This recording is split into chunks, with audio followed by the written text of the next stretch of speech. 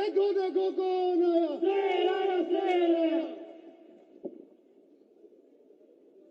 आज के इस विशाल जनसभा में मेरे साथ उपस्थित मंच पर हमारे जिला के अध्यक्ष डॉक्टर अजय सिंह जी, आप सबके और हम सबके बहुत ही लोकप्रिय प्रत्याशी भाई केपी त्रिपाठी जी,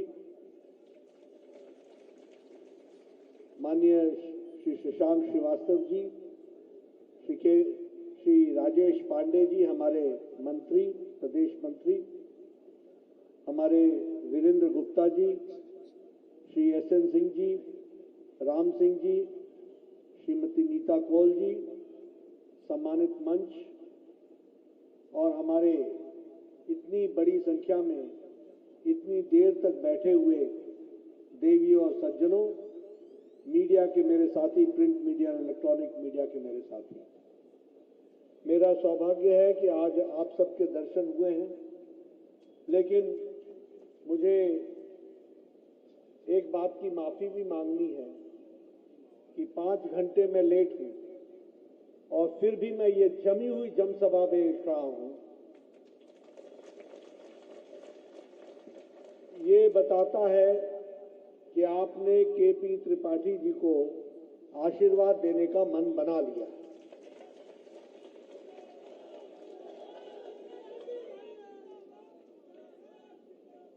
मैं जब यहां आया हूं तो बसामन मामा जी के चरणों में नमन करता हुआ अपनी बात को प्रारंभ करना चाहता हूं। हम जानते हैं कि इस पवित्र भूमि में किस तरीके से केपी त्रिपाठी जी ने आप सबकी सेवा की है। मैं इनका वक्तव्य सुन रहा था। मित्रों, ये देखो, आपने चुनाव 17 तारीख को अपने कीमती वोट से आपने चयन करना है। चयन करने में आप एक बात ध्यान में लेंगे कि ये भारतीय जनता पार्टी के ही नेता का संस्कार है, ये भारतीय जनता पार्टी की ही संस्कृति है कि अगर वो चुन के आता है तो चुनने के बाद वो जो लोगों के लिए काम करता है वो लोगों के सामने रखने की हिम्मत रखता है। वो केपी त्रिपाठी ने किया। किसी भी नेता का, किसी भी पार्टी का मूल्यांकन क्या है?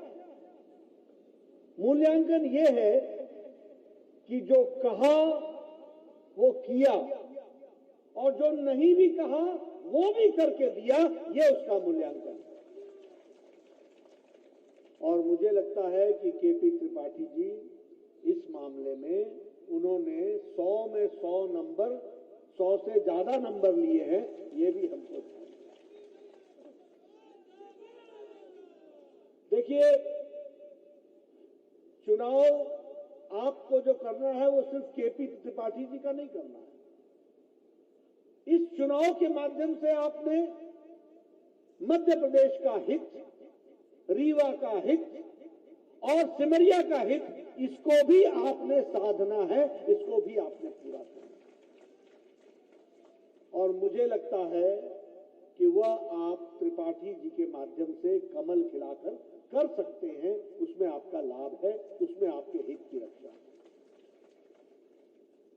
अब देखिए, आप बताइए मुझे, जब से मोदी जी की सरकार आई है तब से देश आगे बढ़ा है कि नहीं बढ़ा है? बढ़ा है कि नहीं बढ़ा है? देश का नाम हुआ है कि नहीं हुआ है? आप बताइए, जब सारे दुनिया की अर्थव्यवस्था लड़खड़ा रही है, चरमरा रही है, तो भारत देश मोदी जी के नेतृत्व में मजबूती से खड़ा है कि नहीं खड़ा है? आप बताइए, 11वें नंबर की अर्थव्यवस्था से ब्रिटेन को पछाड़ के 5वें नंबर की अर्थव्यवस्था हो गई कि नहीं हो गई? ये कैसे हुआ? ये ऐसे हुआ कि आपने इस उंगली से बटन दबाकर जनार्दन जी को आपने दिल्ली भेजा, मध्य प्रदेश के एमपीओ को दिल्ली भेजा और दिल्ली में मोदी जी प्रधानमंत्री बने, दोबारा बने और उनके नेतृत्व में सही दिशा, सही नीति लेकर के देश आगे बढ़ा, ये भी हमको समझ लेना चाहिए।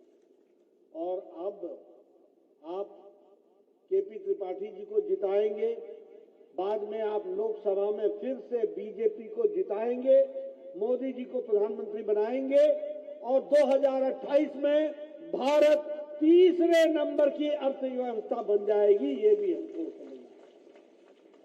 बोलिए करेंगे ना? करेंगे ना? मैं अभी से एडवांस बुकिंग करा रहा हूं। ये आपके हित के लिए। हम इस्पात में चौथे नंबर पर थे, आज हम इस्पात में दूसरे नंबर पर खड़े हैं। आज हम अगर देखें तो दवाइयों के एक्सपोर्ट में हम 138% आगे बढ़े। अगर हम केमिकल के एक्सपोर्ट में देखें तो हम 106% बढ़े। और जो भारत चाइना से, जापान से इलेक्ट्रॉनिक्स लेता था, वो आज 70,000 करोड़ रुपए का इलेक्ट्रॉनिक्स बाहर भेज रहा है। ये भारत के कदम की तस्वीर है। ये 10 साल पहले जब मोदी जी नहीं थे तो आप लोग उस समय 92% मोबाइल चाइना का इस्तेमाल करते थे, 92%। आज 97% मोबाइल भारत में बना हुआ है जो आप इस्तेमाल कर रहे हैं।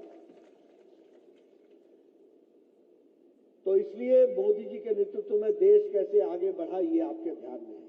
क्यों? क्योंकि आपने इस उंगली का सही उपयोग करके सही बटन दबाया। अगर आप गलत बटन दबाते हैं तो क्या होता है? तो होता है कोयला का घोटाला। अगर आप गलत बटन दबाते हैं तो हेलीकॉप्टर की खरीदी का घोटाला, कॉमनवेल्थ गेम्स का घोटाला, 2G स्कैम का घोटाला, आदर्श स्कैम का घोटाला। बताइए यूपीए के टाइम में घोटालों का सरकार थी कि नहीं थी? घोटाले थे कि नहीं थे? और कमलनाथ ने भी कोई कमी नहीं छोड़ी 15 महीने में। कोई कमी छोड़ी क्या? कोई कमी छोड़ी क्या? ऐसे घोटालेबाजों की सरकार चलने देनी है क्या? ऐसे घोटालेबाजों की सरकार रहनी है क्या? तो इसलिए कमल खिलाना है और केपी त्रिपाठी जी को भोपाल भेजना है, इसकी हमको चिंता करनी है। मैं यहां आपसे यह भी कहना चाहता हूं, हमारे मध्य प्रदेश की सरकार ने आज बहुत काम किया। आपको जानकर खुशी होगी कि मध्य प्रदेश की प्रति व्यक्ति आय 10 गुना बढ़ गई है, 10 गुना।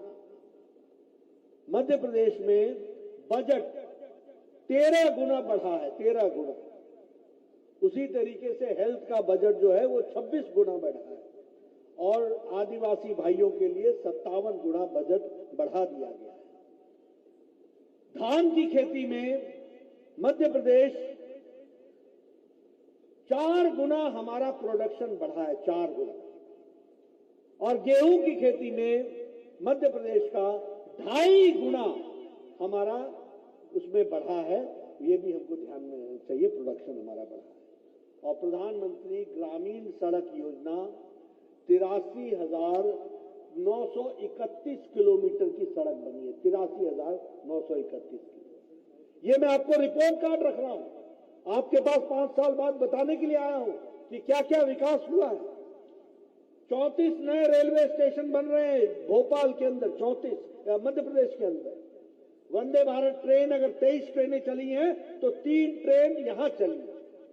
उसी तरीके से विंध्या एक्सप्रेसवे जो बन रहा है उसमें 676 किलोमीटर 3,800 करोड़ रुपए की लागत से वो भोपाल से लेकर के बन रहा है। ये भी हमको ध्यान है।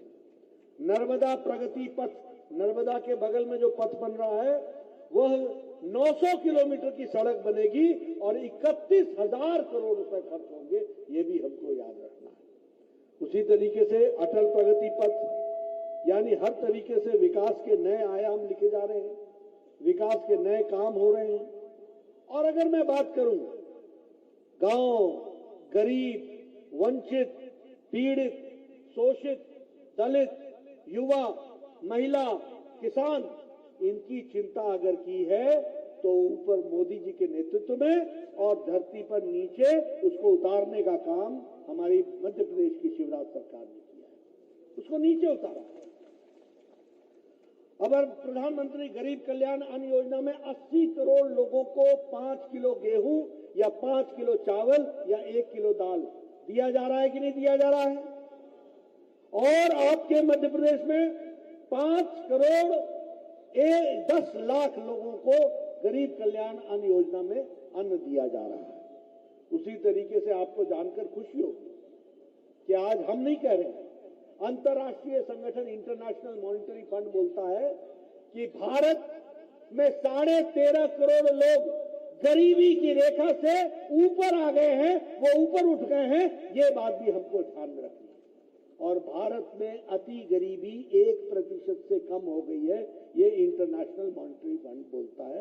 इसको भी हमको ध्यान में रखना है। एक तरफ मोदी जी 4 करोड़ प्रधानमंत्री आवास योजना देते और हमारे 2 लाख आवास की सैंक्शन हमारे कमलनाथ जी यहां पर रोक देते।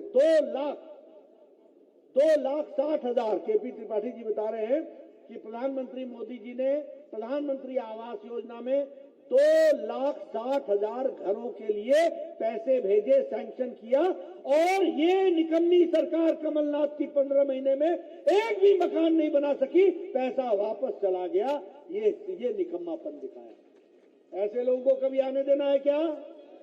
ऐसे लोगों को कभी आने देना है क्या? जब प्रधानमंत्री जी ने कहा कि हम 10 करोड़ के घरों में हम नल से पानी पहुंचाएंगे, तो 248 करोड़ रुपए जो मोदी जी ने भेजे थे उसको भी कमलनाथ ने धरती पर लगने नहीं दिया और वह भी वापस चला गया। ऐसी सरकार को रहने देना है क्या? आने देना है क्या? और इधर मोदी जी आपको उज्ज्वला योजना में, उसमें लगभग हम 9.5 करोड़ लोगों को उज्ज्वला योजना में हम जोड़ रहे हैं और उनको हम लगभग 2,85,000 उज्ज्वला कनेक्शन हम लोगों ने सिर्फ रीवा में दिया है। और यहां की डेवलपमेंट की अगर हम बात करें तो मुझे खुशी है ये बताते हुए, आप 2 बातों से दुनिया के नक्शों पर आए हो। 2 बातों से दुनिया के नक्शे पर। पहला कि आपने मोदी जी के नेतृत्व में रीवा में 750 मेगावाट का एशिया का सबसे बड़ा सोलर प्लांट लगा है, तो वो यहां लगा। और दूसरा कि जो रीवा का सुंदरजा आम है, इसको जीआई टैग मिला है। जीआई टैग का मतलब होता है, जब आप दुनिया की वेबसाइट खोलोगे तो उसमें आम का पता करना चाहोगे तो सुंदरजा आम रीवा दिखेगा आपको कि यहां पर आम होता है, जिसको रिकॉग्नाइज किया गया। उसी तरीके से अगर मैं सिमरिया की बात करूं तो मुझे खुशी है कि आपके यहां सिमरिया माइक्रो प्रोजेक्ट में 158 करोड़ रुपए खर्च हुए हैं और लगभग 100, मुझे बताया गया कि लगभग 365 गांव, 112 गांव को और लगभग 12,000 हेक्टेयर की भूमि को सिंचित करने का काम होगा। और वह केपी त्रिपाठी के कारण केंद्र सरकार, प्रदेश सरकार आपकी मदद कर रही है। उसी तरीके से अगर हम देखें तो रीवा गोड्डा रोड, उसमें 100 करोड़ रुपए खर्च हुए, 80% काम हो गया है और बहुत जल्दी वह भी आपको समर्पित हो जाएगा। और जो काम कांग्रेस के टाइम पर नहीं हुआ, वो काम को पूरा करने का काम हमारे केपी त्रिपाठी कर रहे हैं। उसी तरीके से 500 करोड़ रुपए का हर घर नल जल रीवा अपने सिमरिया में लगेगा। 71 बड़े बड़े टैंक बनेंगे। 71, मैं ठीक बोल रहा हूं? 71 बड़े टैंक बनेंगे और लगभग कुल मिलाकर के 500 करोड़ रुपए सिर्फ सिमरिया में खर्च होकर के हर घर नल देने का योजना बनी है। इसको भी उसी तरीके से रीवा सिद्धि जो टनल बनी है, इसमें 14 किलोमीटर की सड़क कम हो गई है।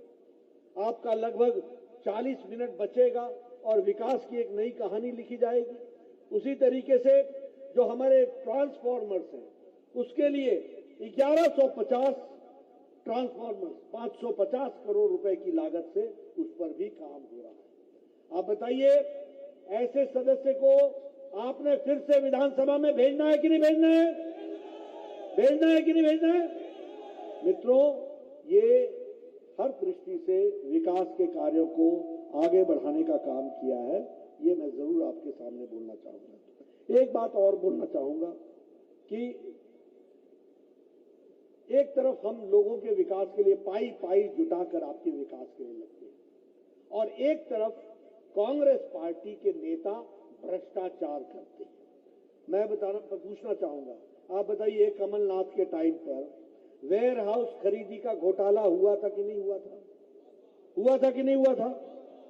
और बताइए, कमलनाथ के ओएसडी के घर से officer on special duty, Kamal Nath का ऑफिसर ऑन स्पेशल ड्यूटी, सच में स्पेशली ड्यूटी दे रहा था, उसके घर से करोड़ों रुपए निकले कि नहीं निकले? निकले कि नहीं निकले? अब अगर काजल की कोठरी में रहोगे तो कालिक तो लगेगा ही लगेगा। भ्रष्टाचार करोगे तो कालिक तो लगेगी लगेगी। उसी तरीके से सिंचाई परियोजना में घोटाला हुआ है कि नहीं हुआ है? और कितने का हुआ है? 877 करोड़ रुपए का। इधर आप 500 करोड़ रुपए, 1100 करोड़ रुपए, 900 करोड़ रुपए लगा करके हर घर पानी पहुंचाने का काम कर रहे हैं और वहां कमलनाथ की सरकार 877 करोड़ रुपए का घोटाला कर जाती है सिंचाई योजना में। ये भी आपको ध्यान में रखना है, ये भी आपको समझना है। आप बताइए, कृषि यंत्र के खरीदी घोटाला हुआ कि नहीं हुआ? मालूम है कितने का हुआ? 100 करोड़। उसी तरीके से छात्रवृत्ति, हमारे नौजवान साथियों का स्कॉलरशिप, युवाओं का स्कॉलरशिप, तो छात्रवृत्ति घोटाला भी हुआ, वो भी 2 करोड़ रुपए का हुआ है। रेत माफिया, शराब माफिया, बोलिए सारे माफिया इनके समय एक्टिव थे कि नहीं थे? थे कि नहीं थे? ऐसी सरकार को रहने देना है क्या? ऐसी सरकार आने देना है क्या? मैं पीछे से सुनना चाहता हूं, आने देना है क्या? आने देना है क्या? पत्रकार बंधुओं, नोट करो, देखो सब बोल रहे हैं, नोट करो। आने देना है क्या? नहीं। मित्रों, ये फर्क है। एक तरफ हम आपके विकास के लिए सड़क, बिजली, पानी, हर घर नल, हर घर जल, अच्छी स्वास्थ्य की सुविधा, आपके विकास के लिए स्कूल, आपके लिए सोलर पावर के लिए काम करना, आपके विकास के लिए दिन रात जुटना, सड़कें बनाना, चौड़ी सड़कें बनाना, हाईवेज बनाना, हम उसके लिए जुटे हैं। और ये हवा में भी घोटाला, ऑगस्टा हेलीकॉप्टर का घोटाला, जमीन पर भी घोटाला, रेत घोटाला, चीनी घोटाला, गेहूं घोटाला, चावल घोटाला, और पाताल में भी घोटाला, ऊपर से नीचे तक तीनों लोक में घोटाला करने वाले ये कांग्रेस पार्टी है, ये आप समझिए। अब आप बताइए, 17 तारीख को कमल खिलेगा कि नहीं? खिलेगा कि नहीं? अब मेरे को सिर्फ आपका वोट नहीं चाहिए, आपके पड़ोसी का भी वोट चाहिए। जाइए, उनको भी समझाइए, आपके गांव वालों को भी समझाइए, बताइए कि किस तरीके से बीजेपी हमारी सेवा कर रही है और किस तरीके से कांग्रेस पार्टी मेवा खाने की योजना बना रही है, ये भी आपको बताना पड़ेगा। इसलिए मैं आपको सिर्फ निवेदन करने आया हूं कि आप केपी त्रिपाठी जी को जिताएं, सिमरिया का आप विकास दिखाएं और सिमरिया के विकास के साथ साथ रीवा का विकास करें और मध्य प्रदेश के विकास में अपना योगदान करें। इन्हीं शब्दों के साथ बहुत बहुत धन्यवाद। भारतीय